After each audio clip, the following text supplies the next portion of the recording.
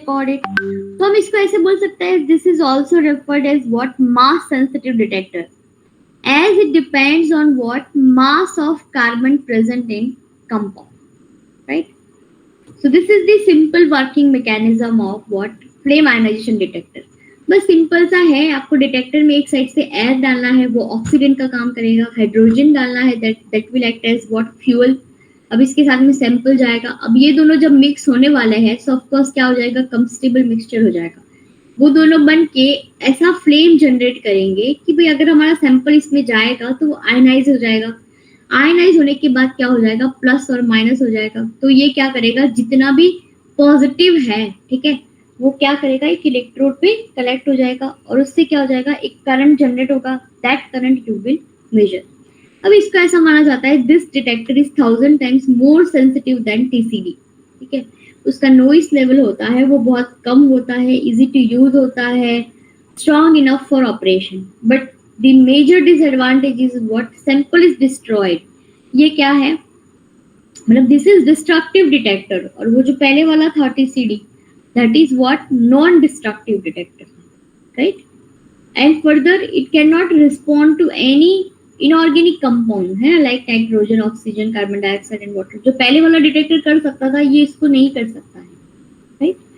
So ये mainly अगर इसके applications देखें तो of course organic compound के लिए तो है ही।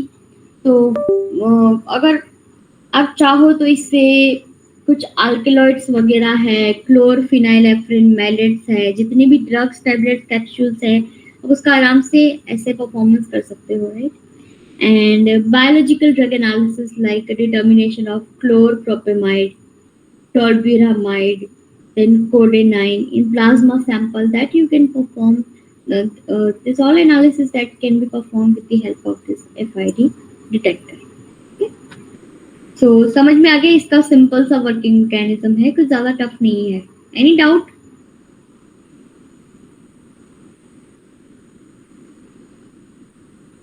No ma'am. Okay, now the another detector is what, electron capture detector. देखो अब आगे वाले क्या टीसीडी बोला कि थर्मल में कंडक्टिविटी होगी, दोनों में डिफरेंस देखूंगा, डिफरेंस वो ओम्स लॉ के हिसाब से वो वोल्टेज डिफरेंस मेजर करेगा, because B is proportional to IR, right, कि जो भी टेम्परेचर डिफरेंस होगा that is proportional to the resistance difference, okay. तो वो वोल्टेज हम मेजर करते हैं। सेकेंड में हमने देखा कि फ्लेम का यूज करते हैं आयनाइजेशन की, ये फिर पॉजिटिव को हम मेजर करेंगे इलेक्ट्रिक करंट जनरेट करा के। अब ये डिटेक्टर क्या बताता है कि इलेक्ट्रॉन कैप्चर डिटेक्टर, मतलब इलेक्ट्रॉन को कैप्चर करके बताएगा कि भाई क्या है। तो ऑफ कोर्स हम ये बोल सकते हैं कि this is based on the principle of what, capture of electrons bye electronegative atoms in a molecule, है ना। तो इससे कुछ पता चलेगा ना कि भाई ये कुछ अलग से मतलब बोल रहा है कि मैं जिसकी मतलब इलेक्ट्रोनेगेटिव वाले होंगे ना, वैसे वाले को अगर आपको स्पेसिफिकली डिटेक्ट करना है तो you can use this electron capture detector. So in ECD column, this is यहाँ से क्या जा रहा है, आप ये फिगर अगेन देख सकते हो, column 11 that flows past a beta which emits what, beta particles, है ना। ये कहाँ जाएगा, इधर। यहाँ पे हमने ऐसा एलिमेंट यूज किया है, वो क्या करेगा, बीटा पार्टिकल्स एमिट करता है, that is what 63 Ni। Now the energy of collision between beta particles, अब क्या होगा, इनिशियली हम कैरियर गैस को डालेंगे, ठीक है, तो वो क्या हो जाएगा, बीटा पार्टिकल्स और carrier gas molecules is sufficient to form positive carrier gas ions, है ना। ये आप देख सकते हो कि हमने नाइट्रोजन को as a carrier gas use किया है, right. So this is ionized by the beta rays emitted from what 63 nickel. तो इससे क्या हो जाएगा, पॉजिटिव और एक निकला इलेक्ट्रॉन, है ना। अब क्या होगा, electric current flows when electrons are captured by the collector, है ना। तो इससे क्या मिलेगा आपको, बैकग्राउंड करंट, है। अब जो भी सारे इलेक्ट्रोनेगेटिव एटम्स है इन मॉलिक्यूल, जिसको हम ऐसे बोल सकते हैं कि जिसको अट्रैक्शन है टुवर्ड इलेक्ट्रॉन्स, क्या हो गया, इलेक्ट्रोफिलिक कंपाउंड, है ना। तो ऐसे अगर सपोज सब्सटेंस एंटर होते हैं, है ना, सो व्हाट विल हैपन, ये जो इलेक्ट्रॉन्स है ना, जो नाइट्रोजन गैस ने अपने में से निकाला है, ठीक है, ये क्या करेगा, जो भी इलेक्ट्रोफिलिक सब्सटेंस है वो उसे क्या करेगा, कैप्चर करने लगेगा, राइट। तो हम ऐसे बोल सकते हैं कि the electrons emitted during the ionization are captured by a positive collector electrode and cause an electric current to flow in external circuit. Okay. Now, when the sample component that has an affinity for electrons enter the detectors, so some of the electrons emitted by the carrier gas are captured by the component. So the resulting decreased current flow in external circuit is used to indicate the presence of sample component. अब देखो, जब ये था तो आपको एक background current मिला। अब सपोज इसी के साथ सैंपल हुआ और जिस जो इलेक्ट्रोफिलिक सैंपल है तो वो क्या करेगा, ये इलेक्ट्रॉन को कैप्चर करने लगेगा। सपोज आपको बैकग्राउंड करंट मिलेगा, उससे सपोज उससे कम वाला करंट मिला, लो करंट मिला, so that indicates what, presence of sample. Because sample is highly electrophilic, it will absorb the background electrons, right, background electrons को वो absorb करेगा। so इससे क्या हो जाएगा कि भाई आयन करंट है आपका वो डिक्रीज हो जाएगा और उससे क्या हो जाएगी, आपकी पिक डिटेक्ट हो जाती है। क्लियर, समझ में आई ये चीज?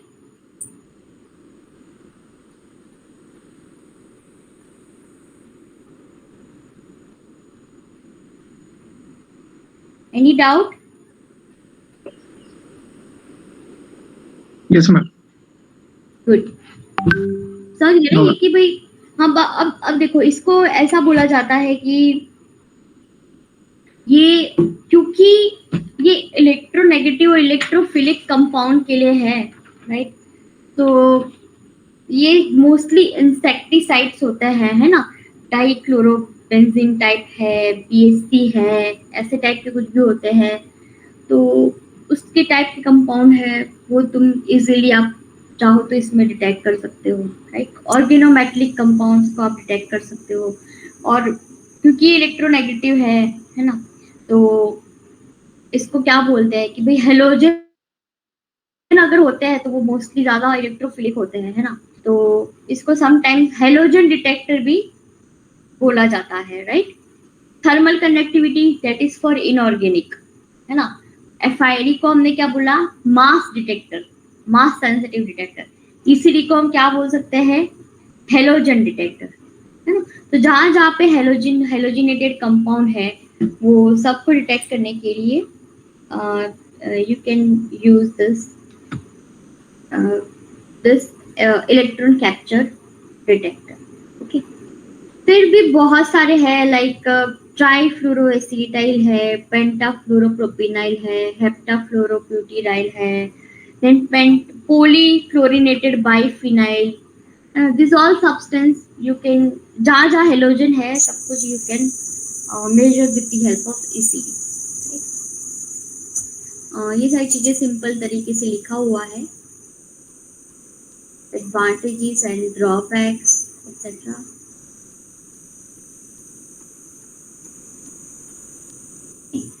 Next is what? Flame photometric detector. Ma'am. Yes. Yes, Parth, बोलो. Yes. Ma'am, makeup gas क्या होता है? Yeah, of course. Makeup gas वो है जो तुमने सैंपल को रन करवाया, of course कैरियर गैस ही है, राइट। लेकिन मेकअप गैस कब रोल में आता है, अगर आपके डिटेक्टर के अंदर, मतलब एफआईडी जब आपने यूज किया तो आपने अलग से यूज करना पड़ा, क्योंकि आपको तो फ्लेम जनरेट करना है हाइड्रोजन और ऑक्सीजन वाला। समझ रहे हो बात को? हेलो, अगर आपका डिटेक्टर, मैं आपको बताती हूँ कि अगर आपका डिटेक्टर कोई सिलेक्टिव टाइप का गैस यूज कर रहा है ना, तो आपको क्या करना पड़ेगा, सैंपल जो कैरियर गैस के साथ तो है जिसमें नाइट्रोजन भी हो सकता है, अलॉन्ग विद दैट क्योंकि आपको हाइड्रोजन भी लाना है, so you will also add some of the hydrogen in order to make what oxygen hydrogen flame.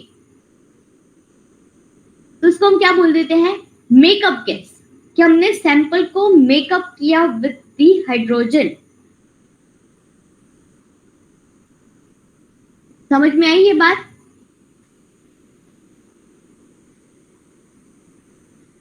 Yes ma'am.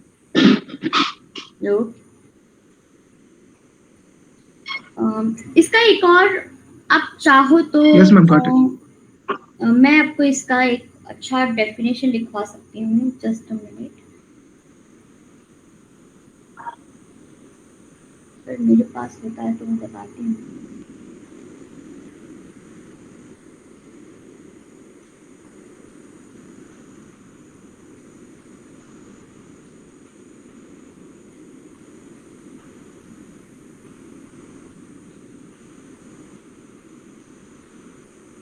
मेरे पास है इसका एक अच्छा, और वो शॉर्ट क्वेश्चन में भी आपको हेल्पफुल रहेगा। जस्ट अ मिनट, मैं आपको बताती हूँ।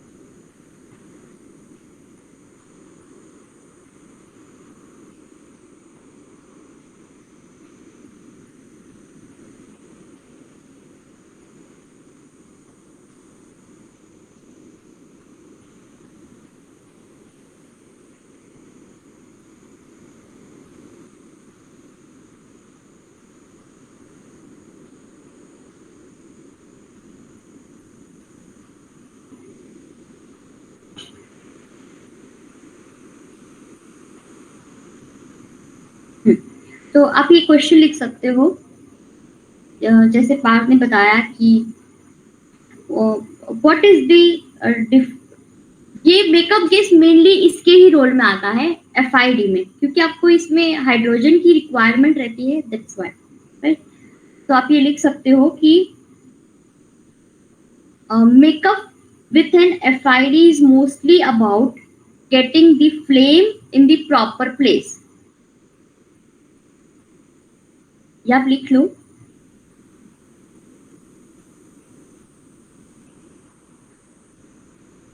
makeup with an FID flame, specifically flame ionization detector, is mostly about getting the flame in the proper place.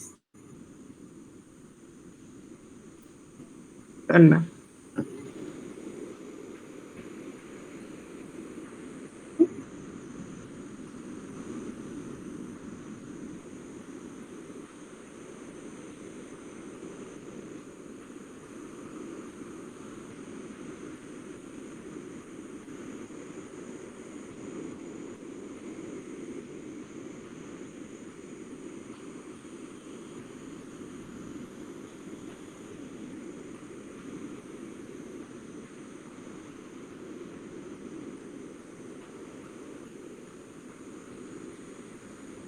Okay, fine.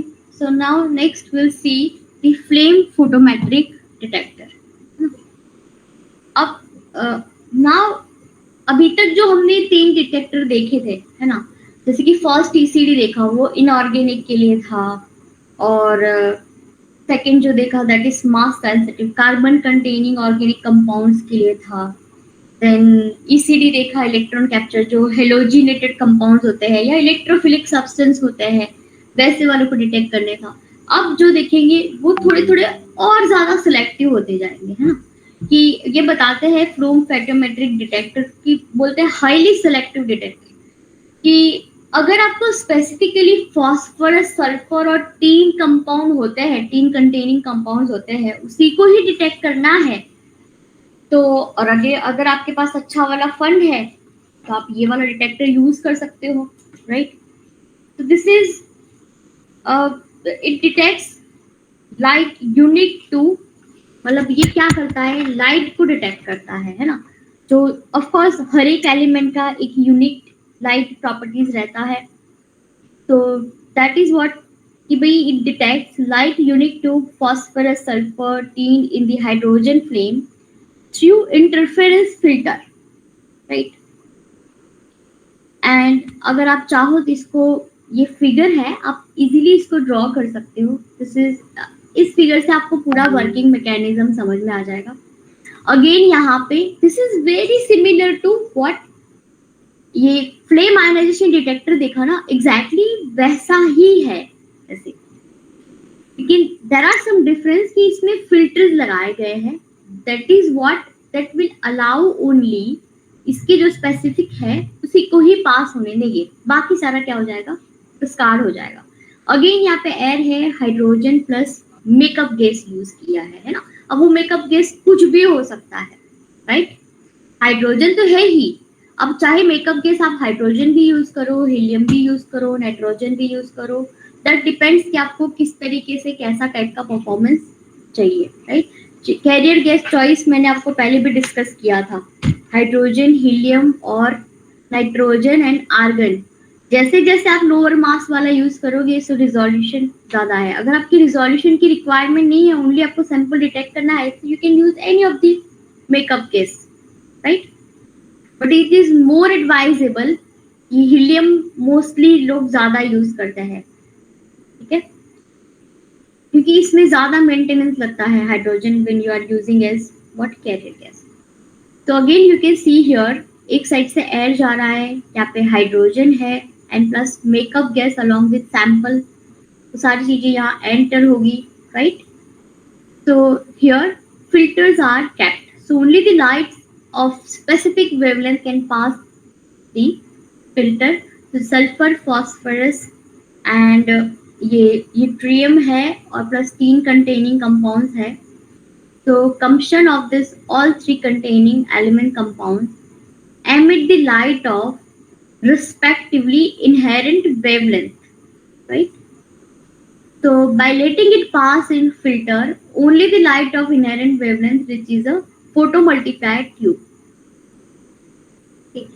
So the intensity of light is amplified and changed into electric signal by what? Photomultiplier. Okay. This is the simple working mechanism of what? A flame photometric detector. Okay.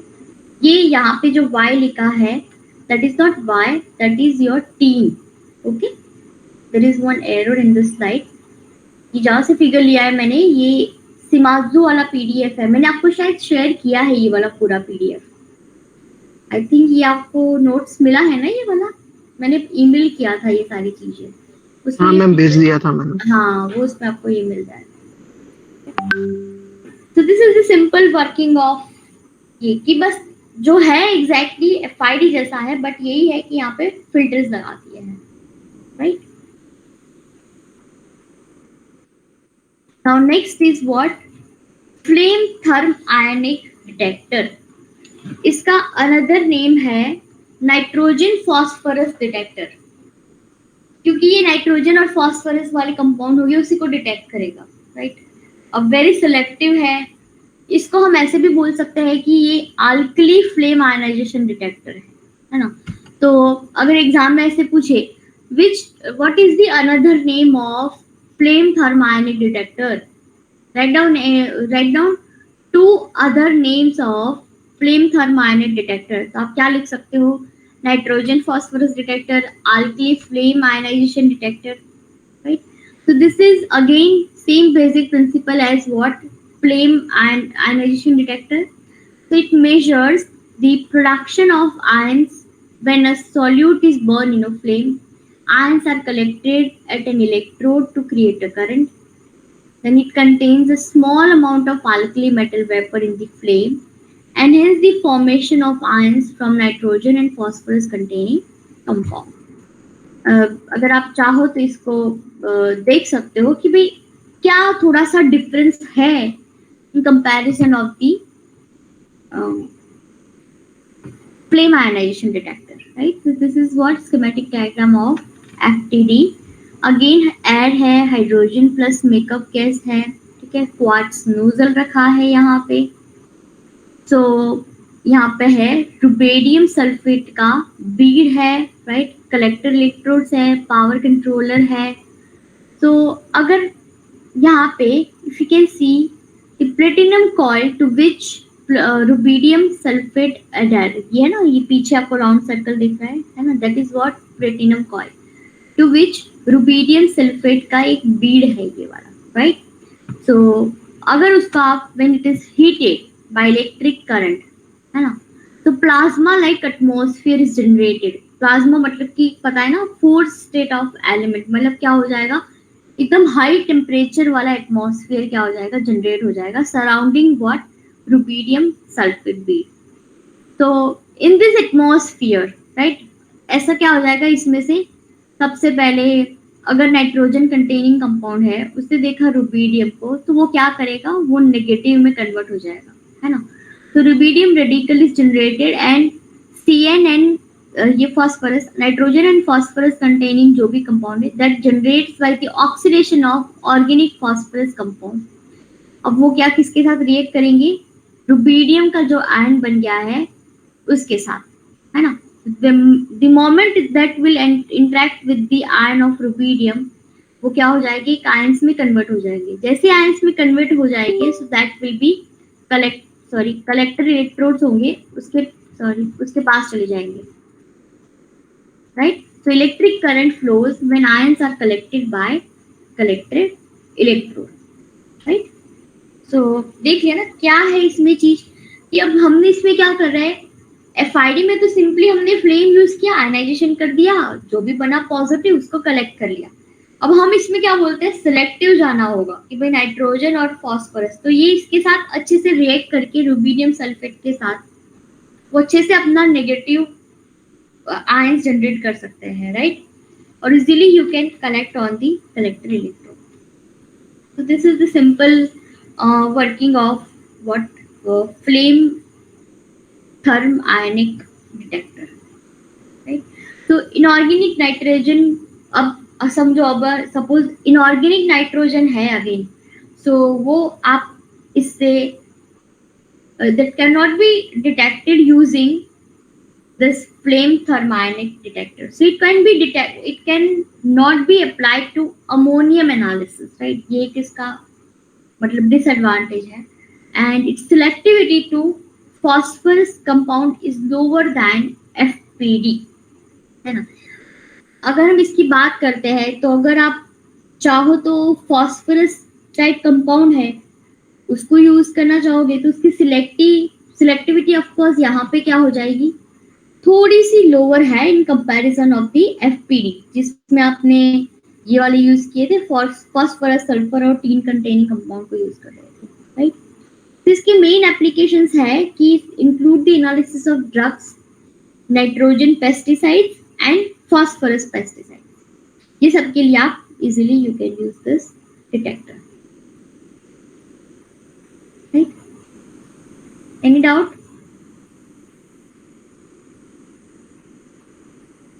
Clear है, कुछ भी हो तो you can ask the question. No doubts, ma'am. Okay. Now next is sulfur.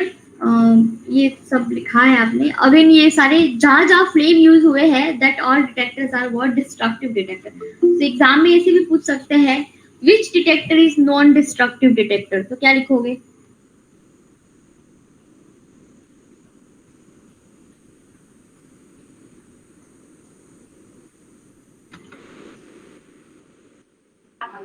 TCD.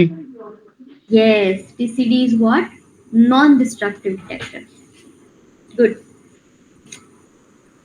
Now next is sulfur chemiluminations detector.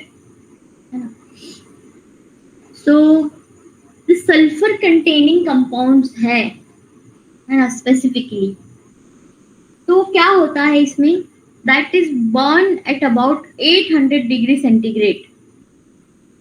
अब ये किससे generate होगा? Of course in hydrogen field atmosphere. When you do this, तो क्या हो जाएगा, hydrogen containing atmosphere है तो वो कब होगा, हाई टेम्परेचर के लिए, क्या ऑफ कोर्स आपने ऑक्सीजन भी प्रोवाइड किया है. सो इससे क्या जनरेट हो जाएंगे कि सल्फर मोनोऑक्साइड बन जाएगा, right. And this monoxide then reacts with what? Ozone from the ozone generator. आप देख सकते हैं यहाँ पे different sections of this instrument. Column है, ठीक है, ऑक्सीडेशन हो रहा है, रिडक्शन हो रहा है. This is what your redox cell. This is chemiluminescences, chemical and luminescences reaction chamber है, एग्जॉस्ट पंप रखा है, ओजोनेशन है जो क्या कर रहा है, ओजोन जनरेट कर रहा है यहाँ पे, ठीक है.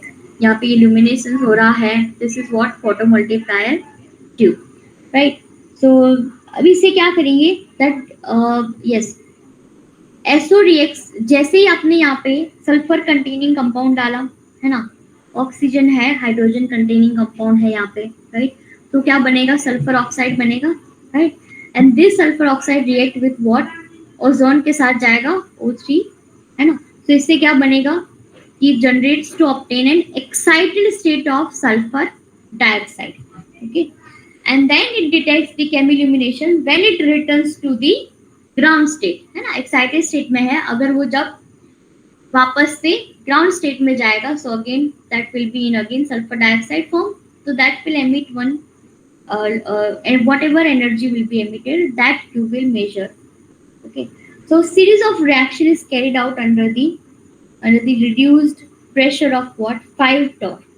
So the emitted light passes through the optical filter and is detected by the what, photomultiplier tube, photomultiplier, right.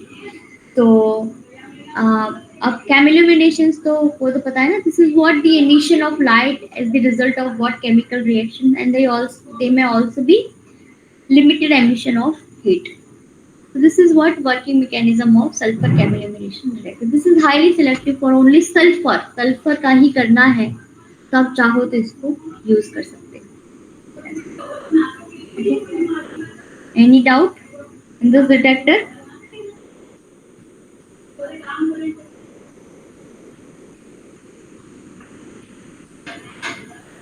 No, ma'am. Okay. So these are the 6 detector. आपको एग्जाम में ऐसे पूछ सकते हैं कि ट्राई डाउन एनी 3 डिटेक्टर्स. मैंने आपको बता दिए हैं कि इसमें से कौन से शॉर्ट क्वेश्चंस रहेंगे, कौन से लॉन्ग क्वेश्चंस रहेंगे. शॉर्ट क्वेश्चंस तो कुछ भी हो सकता है पीपीटी में से और नोट्स में से, है ना.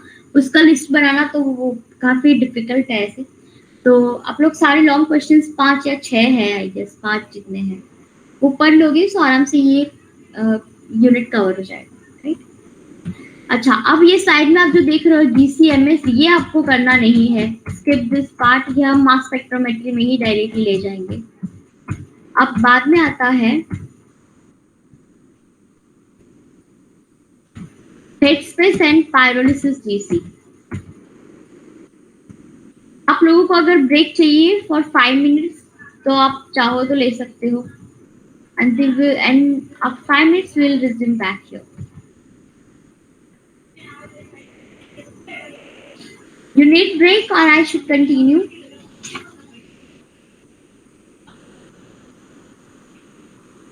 बताइए क्या करना है, कंटिन्यू करूं?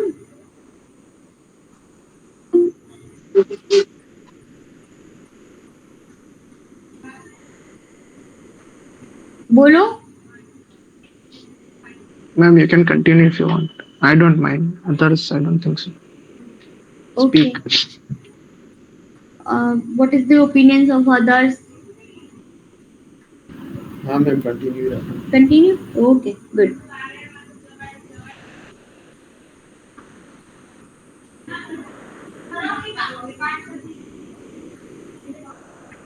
Headspace GC. So here is the content of Headspace GC का आपको एक हैंड रिटन नोट्स मिला है, उसमें अच्छे से सारी चीजें दी हुई है, right.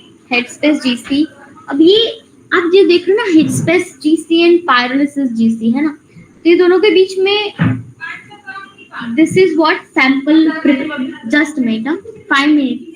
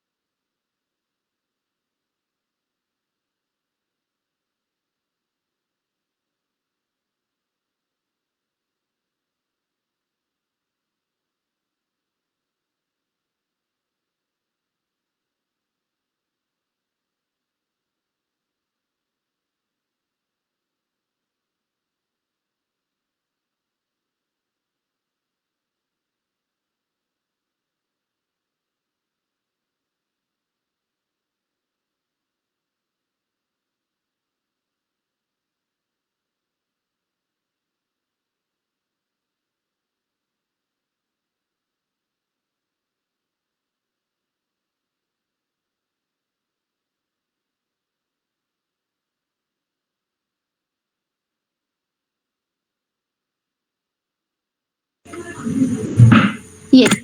Uh, in Headspace GC, so this is what one kind of sample preparation है ना, कि भाई अगर आपको अगर कुछ सैंपल प्रिपेयर करना है ना अच्छे से, तो हेडस्पेस जैसे ये कोई अलग से कोई टाइप नहीं है, this is one kind of what sample preparation method, right. तो यू सी द हेडस्पेस, आपको नेम से पता चल रहा है कि हेड पोर्शन पे कुछ स्पेस होना, that is what headspace is the gas space in chromatographic vial above the sample, and therefore headspace analysis is the analysis of components present in that gas. Now this headspace GC is mostly used for the analysis of volatile, semi-volatile organics in solid, liquid and gas samples. And headspace analysis also lends itself toward automation for quality control or by sample screening. So complex sample matrices, which would otherwise require sample extraction or preparation or be difficult to analyze directly, are ideal candidates for headspace since they can be placed directly in a vial with little or no preparation. अब देखो भाई आपके पास suppose ऐसा आपको sample का mix analysis करना है कि जिसके अंदर है ना वॉलेटाइल भी है, थोड़ा बहुत सेमी वॉलेटाइल है, नॉन वॉलेटाइल है, तो ऑफकोर्स आपको एक्सट्रैक्ट तो करना होगा, you have to prepare your sample कि भाई आप, क्योंकि GC allowed only what volatile samples है ना। तो अगर आप इसका देखोगे बेसिक प्रिंसिपल कि this headspace sample is normally what prepared in a vial. मैं आपको अभी हेडस्पेस वायल का एक पिक्चर है नेक्स्ट स्लाइड में, वो क्या क्या कंटेनिंग होता है, इसके अंदर एक सैंपल होता है, डाइल्यूशन सॉल्वेंट होता है, मैट्रिक्स मॉडिफायर होता है एंड एक हेडस्पेस रहता है, right. So volatile components from complex sample mixtures can be extracted from non-volatile sample components and isolated in the headspace or gas portion of a sample vial. A sample of the gas in the headspace is injected into the GC system for separation of all of the volatile components. अब आप देख सकते हैं इसमें आराम से, that was the text part, right? ये जो नीचे आपको ग्रे पोर्शन दिख रहा है ना, इसके अंदर सब कुछ है, सैंपल है, डाइल्यूशन सॉल्वेंट है, मैट्रिक्स कंपोनेंट्स, मैट्रिक्स मॉडिफायर्स है, प्लस इसमें तुम्हारा ये जो वॉलेटाइल एनालाइट वो भी है ना। तो ये एक सिंपल छोटा सा एक बोतल होता है जिसको हम वायल्स बोलते हैं यहाँ पे। तो अगर आप इस वायल को एयरटाइट कंडीशन में डाल दोगे, है ना, तो क्या हो जाएगा, आफ्टर मतलब थोड़ा सा डिफ्यूजन होके क्या होगा, नॉन वॉलेटाइल यहाँ नीचे ही रहेगा, लेकिन वॉट एवर गैसियस जो है वो कहाँ चला जाएगा, ऊपर। तो ये जो G लिखा है ना, that is what, gas phase, और S जो है that is what, sample phase. तो this is what phases of the head space vial, है ना। यहाँ पे सब कुछ ही रहेगा, लेकिन आफ्टर सम टाइम जैसे इक्विलिब्रेशन एस्टैब्लिश होगा, तो जो भी गैस होगा वो ऊपर आ जाएगा यहाँ पे इसमें से निकल के, और सारी जो हैवियर चीजें हैं, नॉन वॉलेटाइल है, वो सब कुछ क्या रहेगा, नीचे रह जाएगा। अब यहाँ से, क्योंकि दिस इज ऑटोमेटेड सिस्टम, तो सिरिंज यहाँ पे आके यहाँ से सैंपल को इजीली इंजेक्ट करके वो क्या करेगी, जीसी कॉलम में डाल देगी। तो अब ये जो सिलिकॉन सॉरी हेडसेस वायल्स है, this are available in 6, 10 and 20 ml sizes, है ना, इतनी कैपेसिटी होती है। एंड दिस में भी राउंड बॉटम होता है, फ्लैट बॉटम होता है, that depends on what kind of application, उससे कोई फर्क नहीं पड़ता है ऐसा ज्यादा। And they must be correctly crimped, वो क्रिम्प्ड होना चाहिए properly. And this use septa suitable for the temperature of the system. Poor septa can cause what, bleed, and so contaminate the headspace. Now अगर आपको देखना है कि आपका sample properly अच्छे से एक्सट्रैक्ट हुआ है क्या या नहीं, सो ऑफ कोर्स पार्टीशन कोएफिशिएंट ये आप सबको पता है, that is what is the equilibrium distribution of the analyte between the sample phase and the gas phase. So here you can see the CS stands for what, concentration of analyte in sample phase, and Cg is the concentration of analyte in gas phase. Partition coefficient K is equals to what? That is the ratio of concentration of analyte in the sample phase divided by concentration of sample in the gas phase. So when you plot graph, है ना, so अगर suppose आप देख रहे हो यहाँ पे y axis पे क्या है, concentration of concentration of sample in the gas phase. तो अगर आपको ज्यादा से ज्यादा concentration, of course we have to, हम ऐसे ही ट्राई करेंगे कि हम we always try to minimize the sample in gas, in a sample phase, and we try to recover it more in a what, gas phase. तो अगर आपको ज्यादा चाहिए तो of course आपका partition coefficient value क्या होगा, low. जितना partition coefficient value high होगा उतना concentration will be low in the gas phase. This is what solvent and their K values of common compounds. अब सपोज कुछ चीजें ऐसी है कि वो नहीं सही से हो रहा है, so you can use adding inorganic salts, है ना, कि high salt concentration in aqueous sample decrease the solubility of polar organic volatiles. So in the sample matrix and promotes that transfer into the headspace, resulting in a lower K value. अगर आप कुछ चीज ऐसे proper solvent use नहीं हो रहा है ना, तो आपको क्या मिलेगी, हायर के मिलेगी. So resulting concentration of sample in the gas phase वो क्या हो जाएगा, कम हो जाएगा. तो अगर आप कुछ ऐसे सॉल्ट वगैरह डाल दोगे तो वो क्या करेगा, वो ट्रांसफर को प्रमोट करता है, जो भी वॉलेटाइल सब्सटेंस होगा उन हेड स्पेस के अंदर. तो कॉमनली यूज्ड सॉल्ट्स है वो है ammonium chloride, sodium citrate, potassium carbonate, cerium sulphate and ammonium sulfate. Another parameter, so by which you can measure your amount of sample by volume, so that you can see the phase ratio beta, that is the volume of gas, and ratio of volume of sample in the gas phase, and volume of sample in what, sample phase, right? So again the same thing, कि जितना beta लो उतना concentration will be high in the gas phase. जितना beta high उतना concentration will be low in the gas phase, right? So the combining partition coefficient or phase ratio to determine what, the final concentration of volatile compounds in the headspace of the sample vials. The concentration of volatile compounds in the gas phase can be expressed as Cg is equals to Co divided by K plus beta. Here Co is what? That is the original concentration of volatile analytes in the sample. And Cg is again what? That is the concentration of volatile analytes in the gas phase.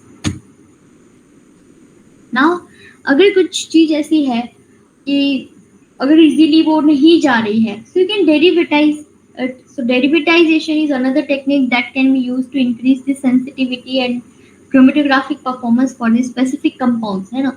जैसे fatty acids है तो वो easily वो volatile बन के ऊपर नहीं आएगा, तो अगर आप उसको derivatizing agent like methanol with boron trifluoride है ना, और रिजल्टिंग डेरिवेटिव क्या हो जाएगा उसका एस्टरिफिकेशन थ्रू, राइट. वो इजीली गैस फेज में जा सकता है, concentration will be maximised.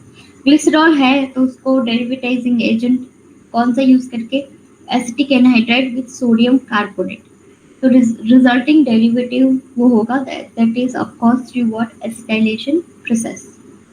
So again this will promote the transfer of analyte from, otherwise वो नीचे सैंपल फेज में पड़ा रहेगा, ऊपर गैस फेज में आएगा नहीं. Now headspace sample size. So sensitivity can also be improved by simply increasing the sample size of the headspace sample that is withdrawn from the sample vial and transferred to the GC. And this can be increased only to the point that increase the in peak width, cause the longer sample transfer times and will not affect chromatographic separation. ये चाहो तो आप लिख सकते हो sample size, otherwise can be asked in short questions. अब ये headspace में कुछ इंस्ट्रूमेंटेशन है कि भाई there are 3 types of headspace auto samplers होते हैं. एज मैंने बताया कि अब यहाँ पे इजीली आप ऑटोमेशन के थ्रू परफॉर्म कर सकते हो. तो फर्स्ट है सिरिंज इंजेक्शन, है ना. तो आप देख सकते हो कि स्टेप 1 में क्या हो रहा है, sample reaches equilibrium. Okay, sample is extracted from the headspace. जैसे ही आपने सिरिंज डाला, हेडस्पेस में से सैंपल निकल के आपने सिरिंज में डाल दिया. And step 3, sample is injected. So this syringe injection is the most common and most reproducible method of headspace sampling. Second is balanced pressure system. है, इसमें क्या करना है, सबसे पहले स्टेप 1 2 3 यू कैन सी कि सैंपल रीचेस इक्विलिब्रियम, वो common रहेगा.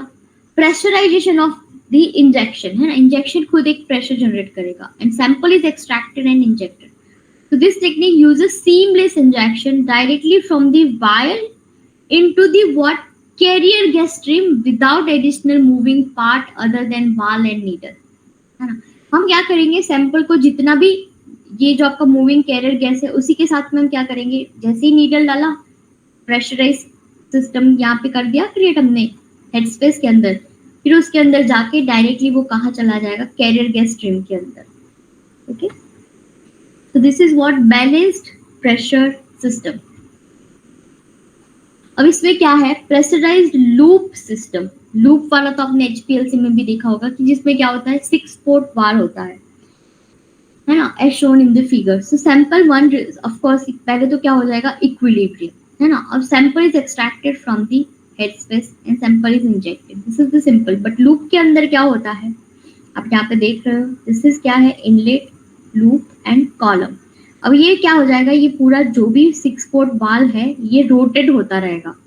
जैसे यहाँ आएगा तो ये जो दिख रहा है आपको 1 2 3 ये फील हो जाएगा, फिर से रोटेट होगा और वो कॉलम के अंदर जाएगा. मतलब ये फील हो गया तो ये कॉलम के अंदर गया, राइट. फिर अगेन ये रोटेट होगा, फिर ये दूसरा जो है वाल का दिस पोर्शन वो फील होगा एंड देन कॉलम में जाएगा. फिर अगेन ये लास्ट वाला लूप है वो भी अगेन टर्न होगा और फिल करेगा. इस तरीके से लूप्स को फिल करके हमको ग्रेजुअली उसको कॉलम में ऐड करना है, right. So this is what pressurized loop system. समझ में आ गया. मतलब हेडस्पेस जीसी पूरा यही बताता है कि अगर आपका सैंपल ऐसा कंटेमिनेटेड है कि जिसमें बहुत सारी चीजें हैं, तो आपको उसमें से क्या करना है, योर पर्पस इज व्हाट, उसमें से वॉलेटाइल को निकाल देना है. अब इसमें चाहे इनऑर्गेनिक सॉल्ट डालो, आपको डेरिवेटाइजेशन करना है, व्हाटएवर करना है करो, लेकिन उसके बाद में आपको मेजर करना है partition coefficient and phase ratio, जो बताएगा कि आपका volume and concentration of analyte in the headspace जो सैंपल फेस के ऊपर है वहां पे कितना है ना, कि हमको वॉलेटिलिटी वाली चीजें ज्यादा अगर एक्सट्रैक्ट करनी है फ्रॉम द मिक्सचर, तो आपको क्या यूज करना है, headspace GC, right. Now next is pyrolysis GC. So first of all you have to understand what pyrolysis. Pyrolysis मतलब किसी भी चीज को applying heat by with the application of heat, उसको क्या करना, तोड़ देना, है ना. So let's see, pyrolysis is what, that is the breaking of chemical bonds through the use of thermal energy. Thermal energy हम प्रोवाइड करेंगे तो जो मॉलिक्यूल होगा उसका केमिकल बॉन्ड टूट जाएगा और उससे क्या हो जाएगा, वो ब्रेक हो जाएगा. So much like MS uses electron impact to fragment a compound into ions, pyrolysis uses heat to break the chemical bonds of the sample. So analytical pyrolysis uses this method of bond breaking as a means to analyze sample.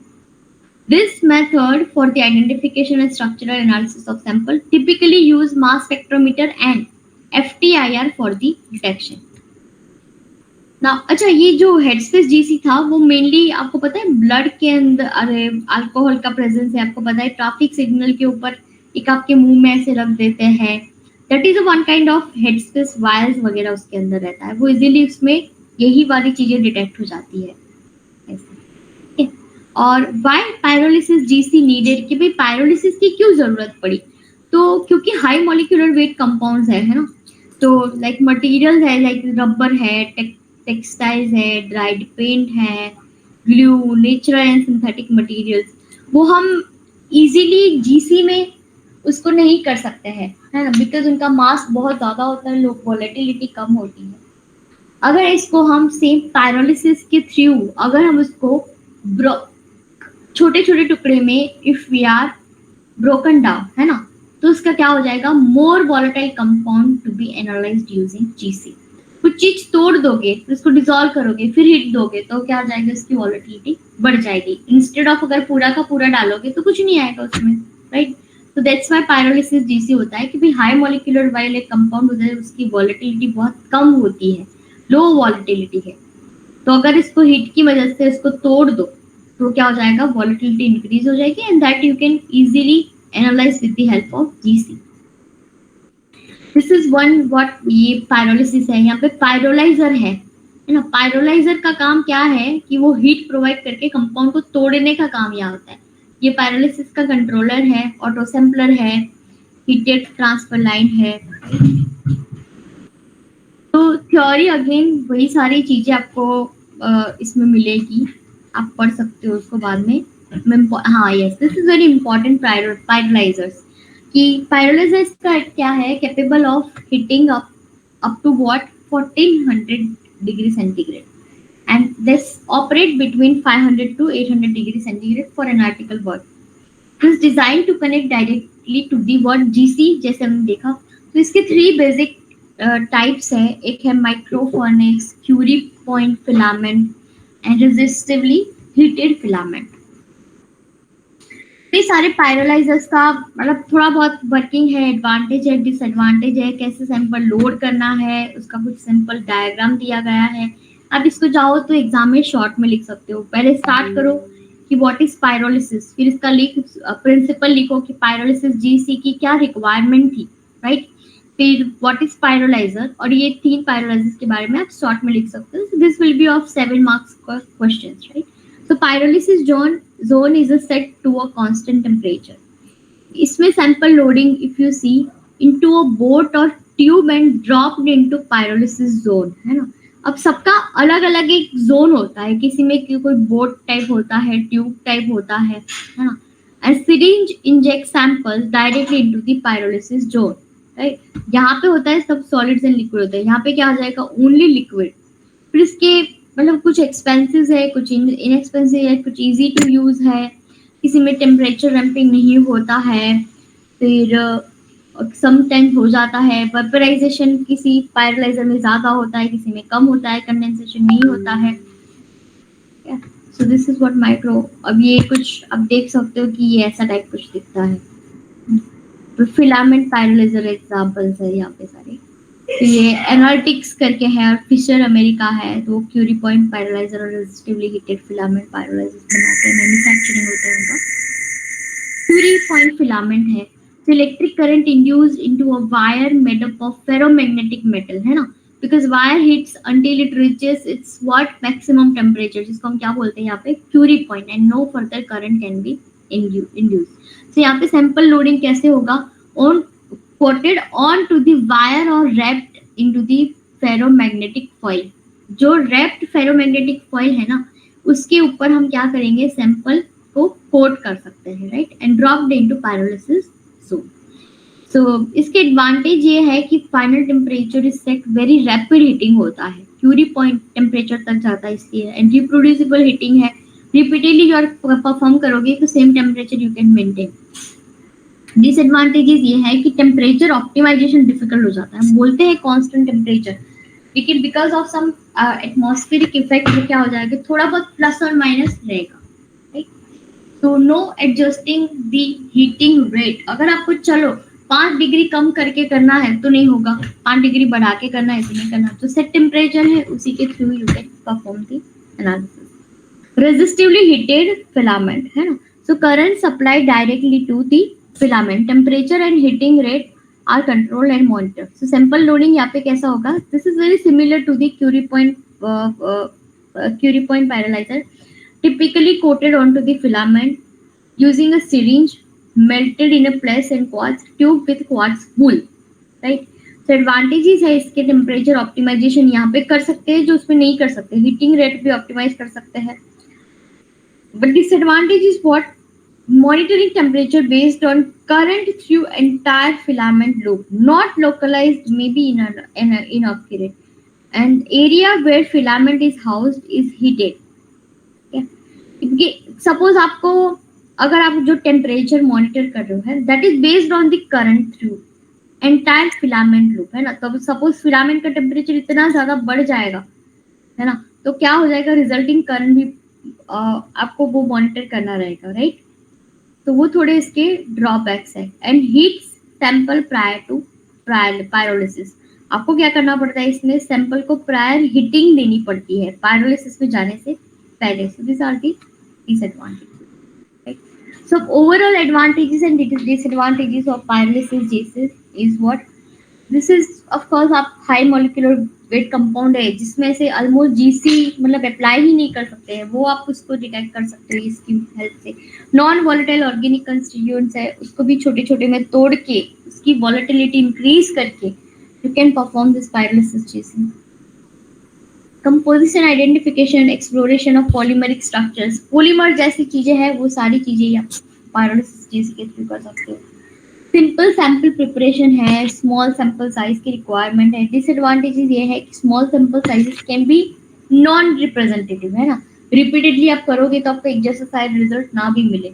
And discrimination of high molecular weight compound, है ना, वो पूरा क्या हो जाता है, discriminate हो जाता है, सैंपल लॉस होता है एंड हाई इनिशियल कॉस्ट रहती है. So this is the overall advantage and disadvantages of what pyrolysis GC. And this is what applications area है इसके, art materials, biological samples, environmental, food, agricultural, forensics, geochemistry, fuel sources, synthetic polymers.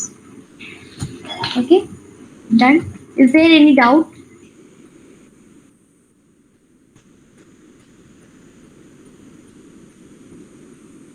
In pyrolysis GC.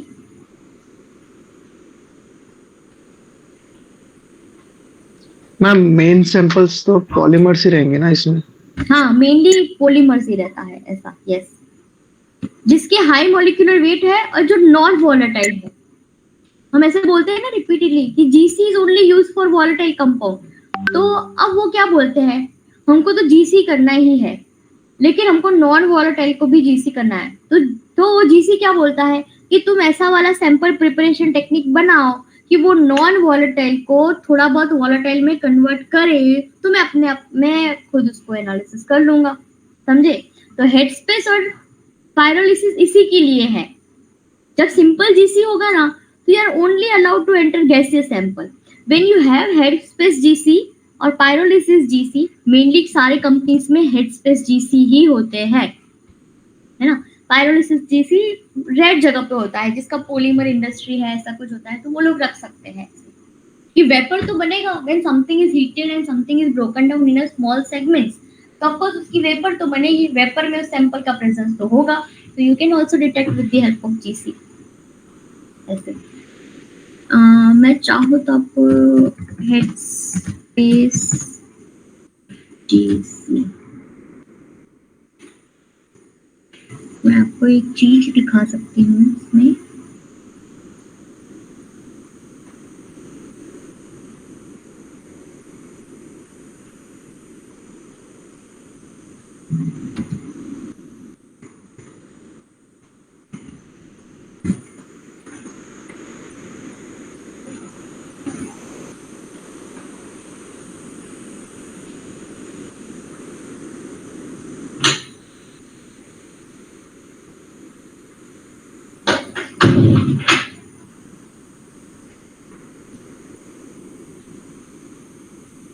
ठीक है, मैं आपको एक अच्छा वाला video I can show you.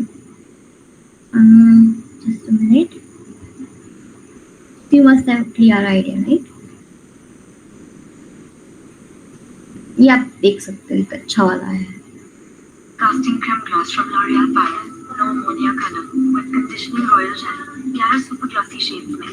मैं बन सकती हूँ bronze, मैं बन सकती हूँ mahogany, मैं बन सकती हूँ जो भी मैं चाहूँ। Casting creme gloss from L'Oreal Paris, we are worth it. So this is the Headspace sampler. It's connected.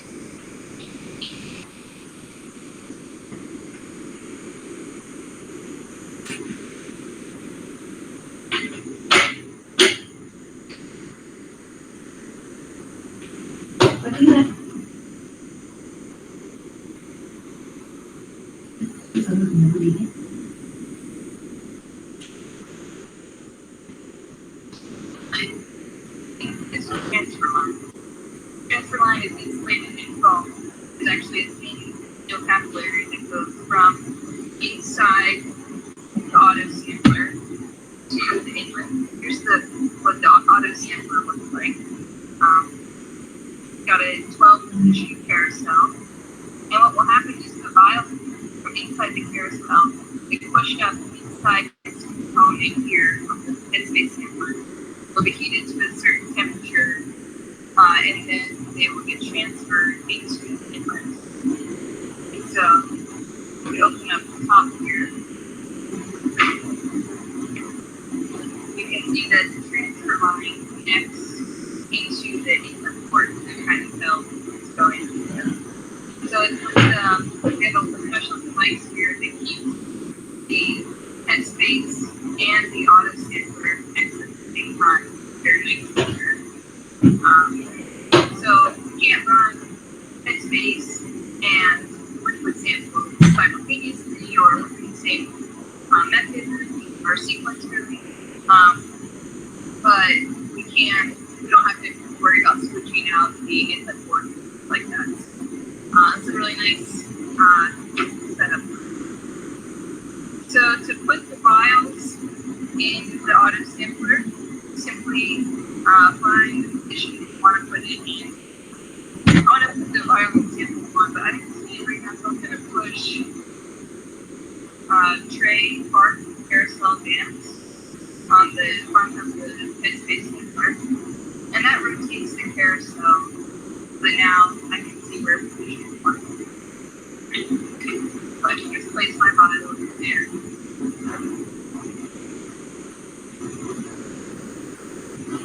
और भी आप चाहो तो खुद से आप थोड़ा बहुत सर्च कर सकते कि किसी हेडस्पेस सैम्पलर वगैरह है, देख सकते हो ऐसे। अच्छा वाला मिले तो आई कैन शो यू। अच्छा, एप्लीकेशंस पे आप कुछ भी एप्लीकेशन देख सकते हो।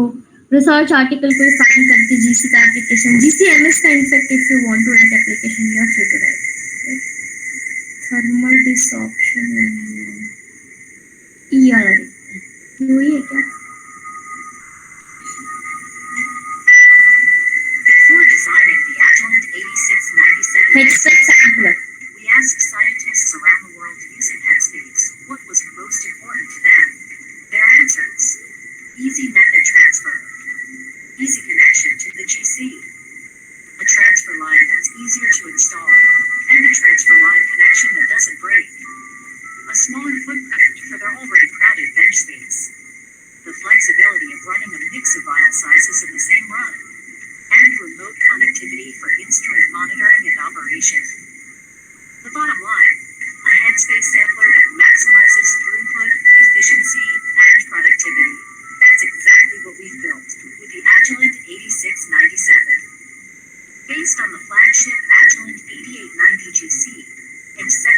8697A headspace sampler, but with a much smaller footprint. The 8697 is the first Agilent headspace sampler with integrated GC communication.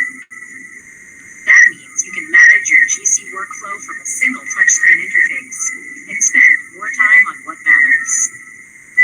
By integrating with the Agilent 8890, 8860, and Intuvo 9000 GCs, you'll get remote access through the Grasser interface of those systems, so you can get instrument status updates wherever you are, inside or outside the lab.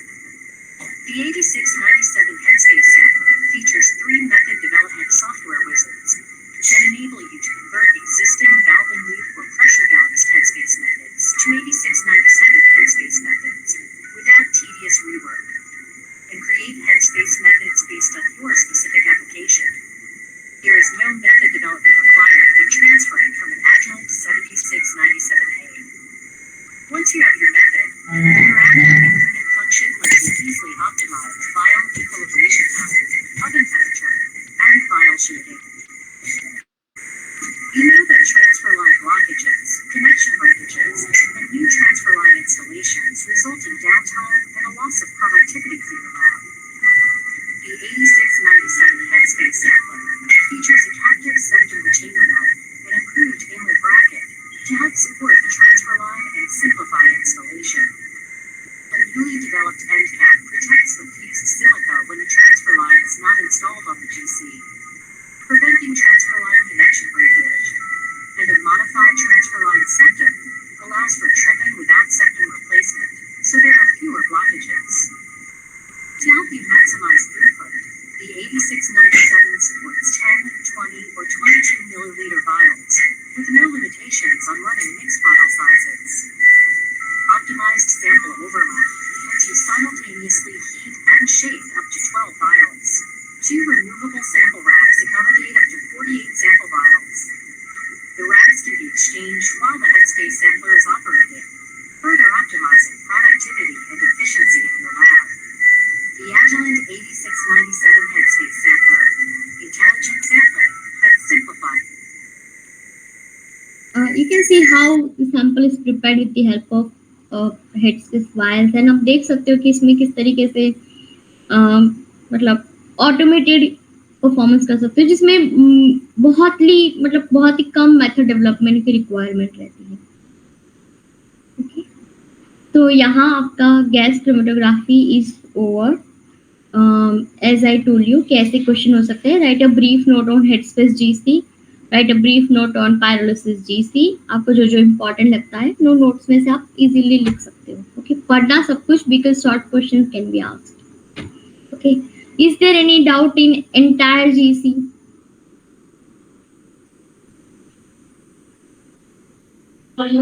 No, ma'am.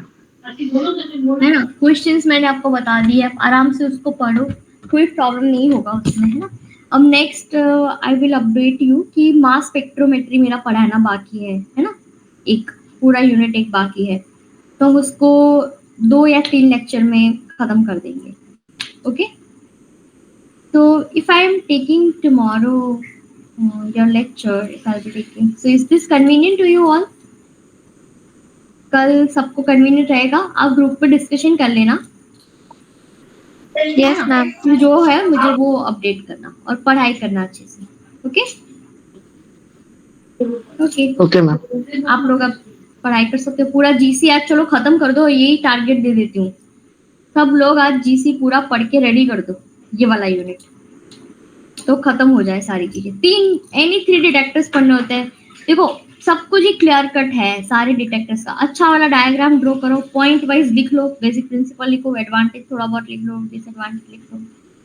That's it. Column मैंने आपको अच्छे से explain कर दिया है, हो गया है. बेसिक प्रिंसिपल है, फिर तो बस शॉर्ट क्वेश्चन है थोड़े बहुत.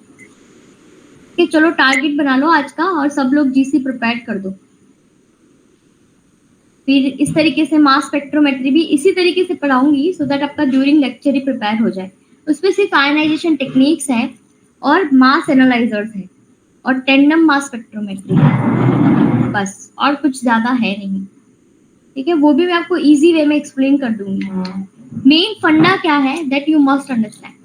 ओके, बाकी सारी तो बहुत सारी चीजें लिखी होती है। अब हम कोई वो फिजिशियन या मैथमेटिक्स नहीं है कि उसके वो इंस्ट्रूमेंट का पूरा एक पार्ट का, हम केमिकल इंजीनियरिंग वाले नहीं है, तो इतना ज्यादा हमको डिटेल नहीं, हमको पता होना चाहिए कि इसका बेसिक प्रिंसिपल क्या है, when you have to use that, है ना, तुम्हारा एप्लीकेशन पर्पस क्या है, ये हमको पता होना चाहिए मेनली, राइट। ओके, ठीक है। तो